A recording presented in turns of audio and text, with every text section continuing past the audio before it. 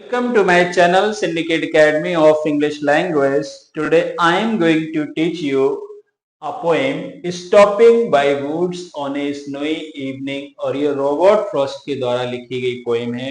Right, Robert Frost ने जितनी भी पोएम लिखी हैं he has composed all the poem concerned to the deeper nature. उन्होंने जो नेचर का है वो इनर पार्ट लिया है, यानी all the poems he has written only when he was working in his field. Robert Frost ने जितनी भी पोइम लिखी हैं वो सारी पोइम तब लिखी थी when he was working the farming, जब वो खेती कर रहे थे. राइट, और ये एक पोइम है. Right, stopping by woods on a snowy evening. Right, तो ये पोइम की पहली लाइन है कि whose woods are these are I think I know. whose woods, right, कहते हैं कि whose woods, woods का मतलब जानते हैं क्या होता है? वुड्स का मतलब होता है जंगल. राइट, तो कहते हैं कि whose woods these are, ये किसके जंगल हैं? I think सवाल करता है, but he was not waiting for the answer. Answer का वेट नहीं कर रहा है. He is saying I think, मैं सोचता हूं, I know, और मैं जानता हूं ये किसके जंगल हैं. Right, who is the owner of these forest? इस फॉरेस्ट का ऑनर कौन है, इसका मालिक कौन है? अगला क्या? His house is in the village दाओ, उसका जो घर है, there is a nearby village, एक गांव है उसमें उसका घर है.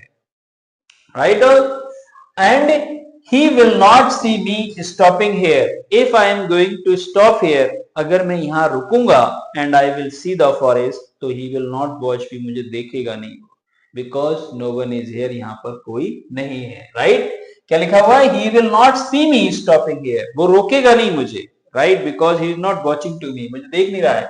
To watch his woods fill up with snow, और कहते हैं मैं इन जंगलों को देखूंगा.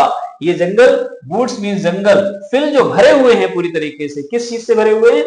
विद स्नो, यहाँ पे बहुत सारी snow is falled. Right, and that's why these woods are looking very beautiful, ये जंगल जो हैं वो बड़े ही खूबसूरत लग रहे हैं.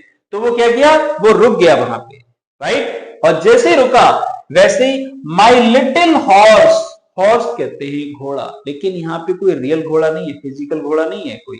राइट, उसके मन के घोड़े ने कहा उससे. राइट, उसके मन की जो अवेयरनेस है, मन की जो जागरूकता है, उसने उससे कहा मस्ट थिंक इट क्वेर, उसके जो मन का घोड़ा था उसको ये चीज कैसी लगी?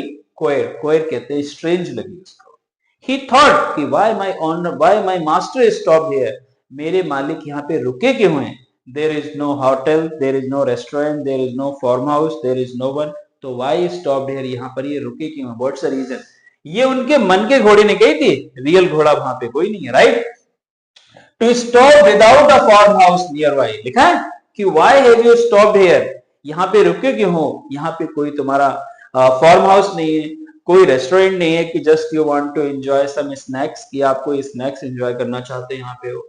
Right, between the woods and frozen lake, ये जो जंगल है और एक फ्रोजन लेक है. फ्रोजन कहते हैं कि such kind of lake which is completely freezed with the water, with the snow, because of cold, cold के कारण पूरी तरीके से कैसी हो गई है? वो पूरी तरीके से जम गई है. राइट, तो कहते हैं कि इसके बीच में कोई फार्म हाउस नहीं है, कोई रेस्टोरेंट नहीं है, कोई घर नहीं है, nothing is there. Why stop? The darkest evening of the year, and I think this is the darkest evening of the year, आज ये इस साल की सबसे ज्यादा अंधेरी शाम है. Right, he gives his harness bells a shake, और हार्नेस कहते हैं, राइट, कि जो बंधा हुआ था, उसकी जो घंटियां बंधी हुई थी, एक ऐसी वो बांध देते हैं घोड़े के, तो उसने अपनी घंटियों को हिलाया. राइट, यानी मेरे मन की आवाज ने, राइट, मेरी जो इंट्यूटिवनेस है, राइट, मेरी जो कॉन्शियसनेस है, उसने मुझे रोका और उसने मुझे कहा, राइट, कि you are doing something wrong, तुम कुछ गलत कर रहे हो. राइट, क्या गलत कर रहे हो? उसने मुझे इंडिकेशन दिया कि why I am stopped here, मैंने अभी अपना काम भी खत्म नहीं किया है, and still I am enjoying here, मैं यहाँ पे रुक रहा हूं. तो उसने कहा to ask if there is some mistake, कि कहीं कोई गलती तो नहीं हो गई मेरे मालिक से. Whenever you are going to do anything wrong in your life, then your mind says कि yes, you are doing wrong. If you are going to listen your mind, अगर दिमाग की सुनोगे, you will never do any kind of wrong action in your life, जिंदगी में कभी गलत काम नहीं करोगे। तो उसने कहा कि यहां पे कुछ तो गलती हुई है। The only other sound the sweep of easy wind and drowny downy flake. कहते हैं एक तो आवाज जो मेरा घोड़ा था वो कर रहा था, उसकी घंटियों की आवाज थी, और दूसरी आवाज किसकी थी कि जो हवाएं चल रही थी, राइट, एंड डाउनी फ्लेक, और बहुत सारी पत्तियां इधर से दौड़ रही थी। ओनली दिस वाज साउंड, केवल ये आवाज वहां पे दो दिखाई दे रही थी। और ये लाइन जो है, the woods are lovely dark and deep, ये लाइन कहते हैं कि चार लाइनें जो थी, ये जवाहरलाल नेहरू जब देश के प्रधानमंत्री थे, he has written these 4 lines on his table, right, and first he used to read these lines and then he used to start his day। तो वो अपना इन लाइनों को पहले पढ़ते थे और फिर अपना दिन शुरू करते थे।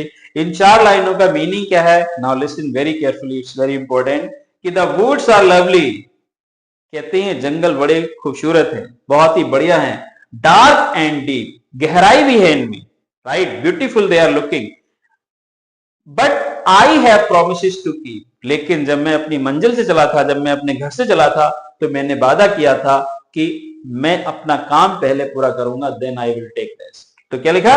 But I have promises to keep. Promises का मतलब होता है कि इस दुनिया में हम जब आए हैं तो बहुत से वादे करके आए हैं भगवान से कि God I am going into this world, I will complete all the work, मैं सारे काम पूरे करूंगा।